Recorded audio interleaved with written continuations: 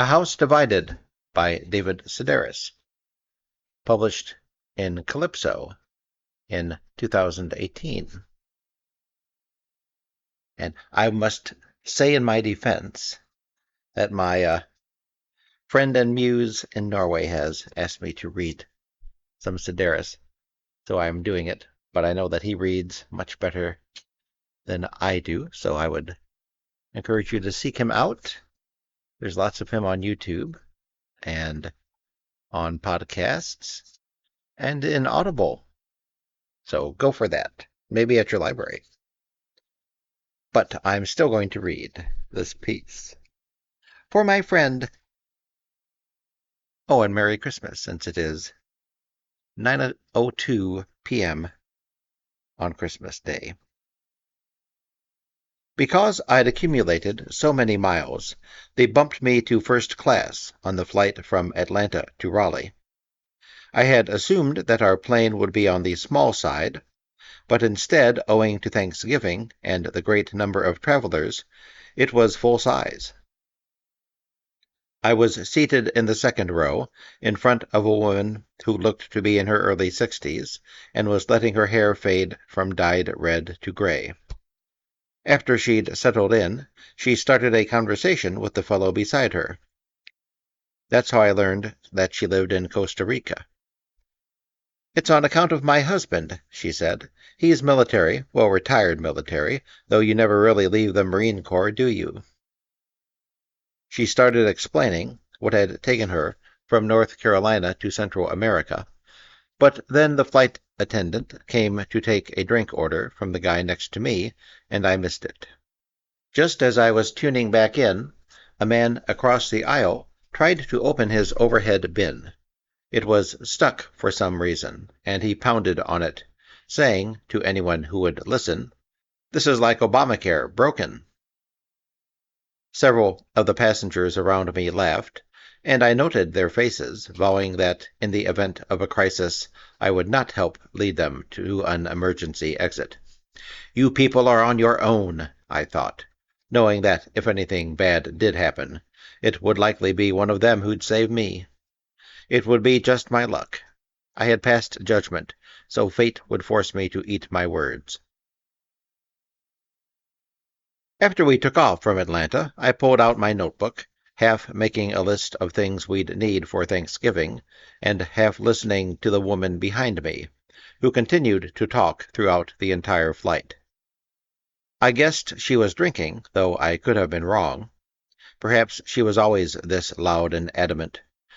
"I never said I'd spend the rest of my life there. That's not what I meant at all." It was dark by the time we landed in Raleigh, and as we taxied to the gate, one of the flight attendants made an announcement. The "Remain seated until the Fasten Seatbelt sign has been turned off" part was to be expected. But then she added that we had some very special passengers on board. Oh no, I thought, please don't embarrass me. I was just wondering who the other important person might be, when she said, "With us today is the outstanding soccer team from—" She named a high school in the Triangle area, and concluded with, "Let's all give them a big hand." The woman behind me whooped and cheered, and when no one joined her, she raised her voice, shouting, "You people are assholes! I mean, what the hell, you can't even applaud for your own teenagers?" I meant to, but figured the team was back in coach. They wouldn't have heard me one way or the other, so what difference did it make? "Pathetic," the woman spat. "Too wrapped up in your smartphones and iPads to congratulate a group of high school athletes." You couldn't say she hadn't nailed us. Still, I had to bite my hand to keep from laughing. It's so funny to be called an asshole by someone who doesn't know you, but then again, knows you so perfectly. "See that woman?" I said to Hugh when he met me at the baggage claim a few minutes later. I told him what had happened on the plane, and he folded his arms across his chest, the way he does, always before lecturing me. "She was right, you know. You should have applauded." "We've been apart for 2 months," I reminded him. "Would it kill you to take my side in this?" He apologized, but after I'd wrestled my bag off the carousel and we'd started toward the parking lot, he added, quietly, but not so quietly that I couldn't hear him, "You really should have clapped." From the airport, we drove to my brother Paul's. There we met up with my sister Gretchen, who had a cast on her right forearm and held it aloft, like someone perpetually being sworn in. "It helps ease the pain," she explained. I hadn't seen Gretchen since the previous spring, and was startled by her appearance. For as long as I could remember, she'd worn her hair long, and though it still fell to below her shoulder blades in the back, the top was now cropped and stood from the crown of her head like the fur of a graying German shepherd. Odder still, she had a sun visor on. "Since when have you had this mullet?" I asked. Only when she lifted it off did I realize she was wearing a cap, the sort sold in joke shops. "The hair is attached to the top of it, see? I got it at the beach last month." I hadn't been to our house on Emerald Isle, the sea section, since we'd bought it 5 months earlier, though Hugh had. He'd flown over in late September to start making improvements. Gretchen joined him for a few days shortly before Halloween and fell into a rut while walking on the beach. That's how she broke her arm. "Can you believe it?" she asked. "No one has worse luck than me." When there's no traffic, it's a 2.5-hour drive from Raleigh to Emerald Isle. We left at around 8 p.m., and on the way I asked Gretchen about her job. She works as a horticulturalist for the city of Raleigh and had recently discovered a campsite in one of its larger parks. "That's common enough, but this one was occupied by someone we once knew. His name was familiar, but I couldn't picture his face until Gretchen put him in context. He used to come over to the house and hang out with Mom." "Oh, right," I said. Kids like to believe that their parents will get lonely after they leave the house, but I think my mother actually did. She delighted in her children and always enjoyed talking to our friends and the people we were going out with. "Why don't you invite Jeff to dinner?" I remember her asking Gretchen one night in the late 70s. "Because we broke up a month ago and I've been in my room crying ever since." "Well, he still needs to eat," my mother said. The fellow who wound up living in a city park, Kevin I'll call him, started dropping by in the early 80s. His parents and mine owned some rental property together, and over the years both he and I performed odd jobs there. I remembered him as directionless, and guessed from what my sister told me that he pretty much stayed that way. Still, it seemed incredible to me that something like this could happen, for we were middle class, and I'd been raised to believe that our social status inoculated us against severe misfortune. A person might be broke from time to time, who wasn't, but you could never be poor the way that actual poor people were, poor with lice and missing teeth. Your genes would reject it. Slip too far beneath the surface, and wouldn't your family resuscitate you with a loan or rehab or whatever it was you needed to get back on your feet? Then there'd be friends, hopefully ones who went to college and might, at the very least, view you as a project, the thing they'd renovate after the kitchen was finished. At what point had I realized that class couldn't save you? That addiction or mental illness didn't care whether you'd taken piano lessons or spent a summer in Europe? Which drunk or junkie or unmedicated schizophrenic was I crossing the street to avoid when I put it all together? I didn't know what the story was with Kevin. The two of us had had every advantage, yet now he was living in a thicket 3 miles from the house he grew up in. My siblings and I used to worry that once our father was gone, a similar fate might befall our sister Tiffany, who had committed suicide 6 months earlier. Like all of us, she received an inheritance a few years after our mother died. It wasn't a fortune, but it was certainly more than I had ever seen. The money arrived just after I really needed it. at a moment when, for the first time in my adult life, I was finally on my feet. I paid off my student loan with a portion of it. My father wanted me to invest the rest, but I didn't want the idea of money. I wanted the real thing. So I parked it in my checking account and would go to an ATM sometimes twice a day just to look at my balance on the screen. A year earlier, the most I'd had was $100. Now this. It was interesting to see what we all did with our inheritance. Pragmatic Lisa put her check in the bank. Gretchen moved south and saw to some bills, while Amy and Paul essentially spent their money on candy. Tiffany was the only one who quit her job, thinking, I guess, that she was set. Within 2 years she was broke, but rather than rejoining the workforce, she decided that money was evil, as were most of the people who had it. She canceled her checking account and started bartering, exchanging a day's work for a carton of cigarettes or a bag of groceries. At night, she'd go through people's trash cans, looking for things she could sell. It's like she saw poverty as an accomplishment. I'll be out at 1 in the morning, knee-deep in a dumpster and elbowing aside some immigrant Haitian lady for the good stuff, she boasted once when I visited her in Somerville. Maybe the Haitian woman has to be there, I said. She has nothing at her disposal, while you have an education. You had braces on your teeth. You speak good English. My argument was an old and stodgy one. The best thing you can do for the poor is avoid joining their ranks, thus competing with them for limited goods and services. On that same visit, Tiffany explained that poor people refuse to answer surveys. When census takers come to our doors, we ignore them. She spoke the way a tribal leader might to a visiting anthropologist. We Pawnees grind our corn with a rock. Every time I visited, her apartment was more of a wreck, not just messy, but filthy. How can you live like this? I asked the last time I was there. We poor people don't have the energy to clean up after ourselves, she told me. After she was evicted, she lived in a series of single rooms, with people just as badly off as herself. According to Tiffany, the only thing wrong with her was her back. That's why, at the age of 43, she went on disability, she said.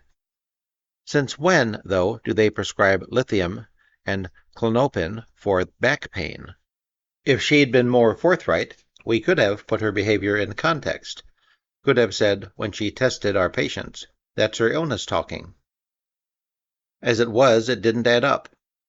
Why can't a grown woman hold a job, we wondered. Why does she have so many restraining orders against people? Tiffany would have inherited money from our father someday, though she likely would have burned right through it. You want a car? She'd have said, perhaps to someone she met in a parking lot. I'll buy you a fucking Bronco or whatever. Is that what you want?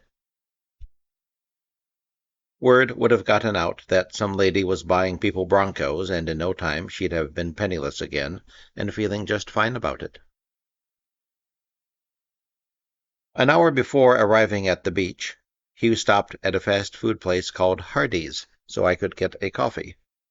The town we were in was small and grim, and the restaurant was deserted except for us.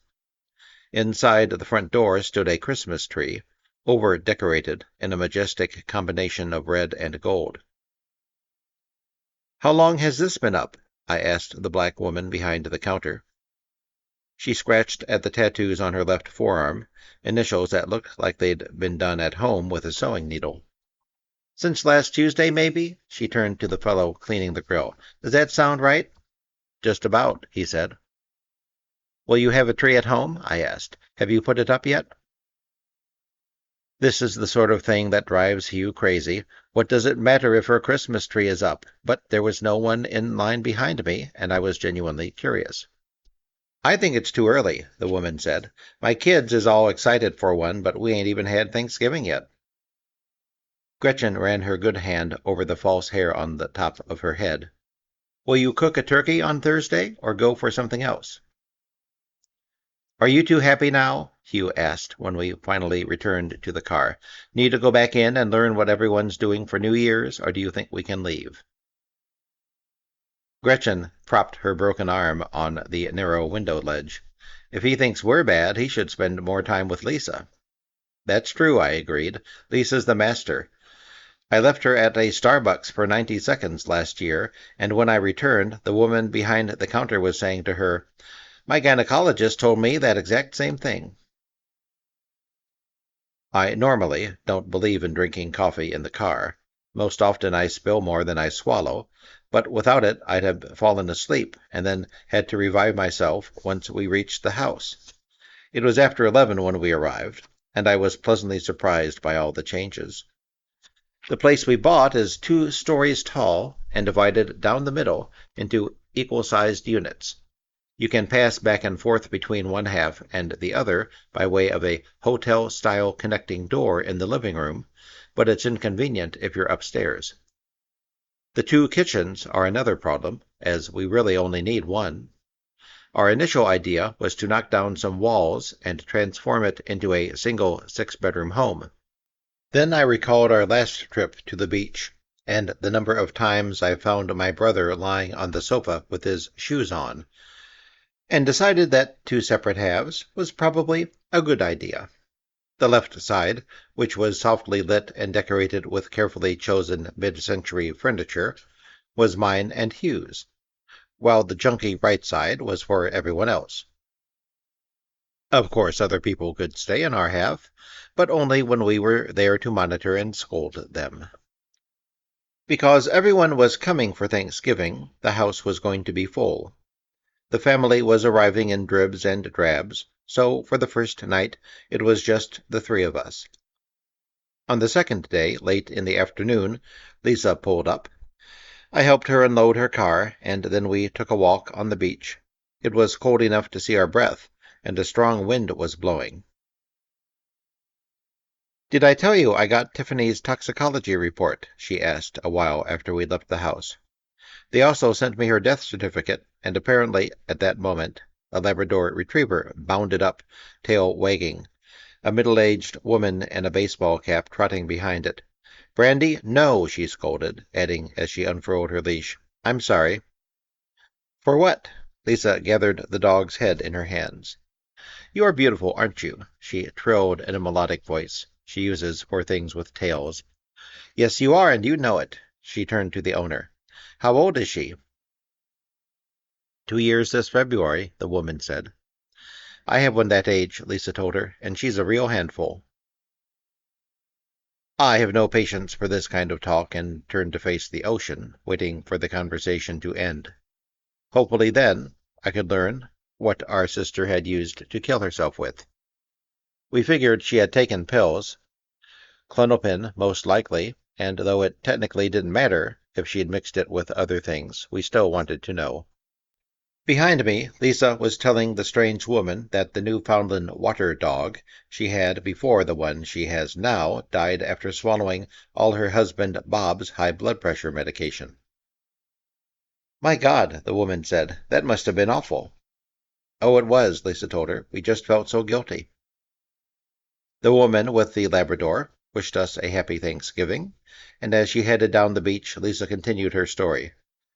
"So they sent me the death certificate, and the cause isn't listed as a drug overdose, but as asphyxiation." "I don't get it," I said. She sniffed her hands for dog and then stuffed them into her coat pockets. "After taking the Klonopin, Tiffany put a plastic bag over her head." Lisa paused for a moment to let that sink in. "I wrote to the state trooper who found her body and sent him a picture of her in her 20s, the pretty one we ran with her obituary. I just wanted him to know she was more than what he walked in on." I've always liked to think that before killing myself, I'd take the time to really mess with people. By this I mean that I'd leave them things, and write letters, nice ones, apologizing for my actions, and reassuring them that there was nothing they could have said or done to change my mind. In the fantasy, I'd leave money to those who'd never expected it. "Who's he?" they'd wonder after opening the envelope. It might be a Polish lifeguard at the pool I used to go to in London, or a cashier I was quietly fond of. Only lately do I realize how ridiculous this is. When you're in the state that my sister was in, and that most people are in when they take their own lives, you're not thinking of anything beyond your own pain. Thus the plastic bag, the maximizer, as it were, the thing a person reaches for after their first attempt at an overdose fails, and they wake up sick a day later thinking, I can't even kill myself right. It's hard to find a bag without writing on it the name of a store most often. Lowe's, it might read. Safeway, True Value. Does a person go through a number of them before making a selection? Or, as I suspect, will any bag do, regardless of the ironic statement it might make? This is what was going through my mind when Lisa stopped walking and turned to me asking, Will you do me a favor? Anything, I said, just so grateful to have her alive and beside me. She held out her foot. Will you tie my shoe? Well, sure, I said, but can you tell me why? She sighed. My pants are tight and I don't feel like bending over. I knelt down into the damp sand and did as she'd asked.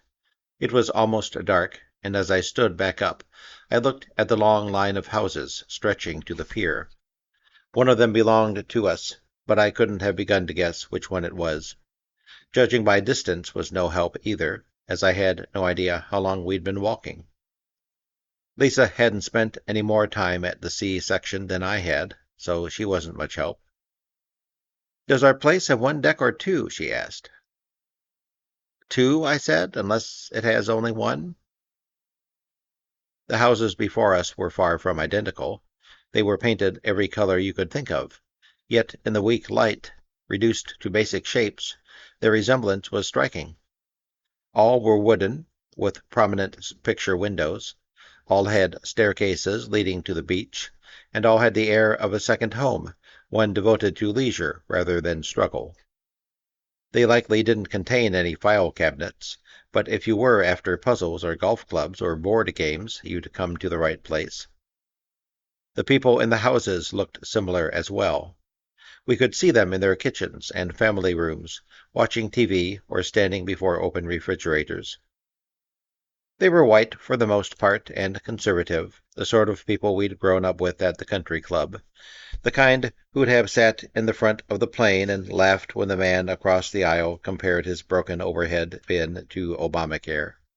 That said, we could have knocked on any of these doors, explained our situation, and received help. These folks have a house, but don't know which one it is. I could imagine a homeowner shouting over his shoulder into the next room. Remember when that happened to us? It's silly, but after a while I started to panic, thinking, I guess, that we could die out here, in the cold, looking for one of my houses. I was just condemning Lisa for not bringing her phone when I spotted the broken fishing rod tied to our railing. I'd noticed it earlier that day and had made a mental note to remove it. Paul put it there so he'd be able to tell which house was ours, Gretchen had told me. I'd said, well, we'll see about that. Now, here I was, seeing about it. He was in the kitchen on our side of the house, making soup when we walked in. We got lost, Lisa told him. Were you worried about us? He dried his hands on his apron and tried to pretend he'd known we were out. Was I ever? The air smelled pleasantly of chicken stock and onions. On the radio it was announced that the president would be pardoning a turkey, and that its name was Popcorn. That's nice, Lisa said. While she went to her room to change, I walked through the connecting door and into the second kitchen. There I found Gretchen standing at the counter before a bowl of sliced apples. Did Lisa, by any chance, tell you about Tiffany? I asked. The plastic bag, you mean? Gretchen nodded. She told me on the phone last week. I try not to think of it, but it's pretty much all I can think about, our own sister ending up that way. I walked to the window and looked at the sky, which had now gone from bruise-colored to black. Someone told me, I said, that in Japan, if you commit suicide by throwing yourself in front of a train, Your family gets fined the equivalent of $80,000 for all the inconvenience you caused." From behind me, I could hear Gretchen slicing more apples.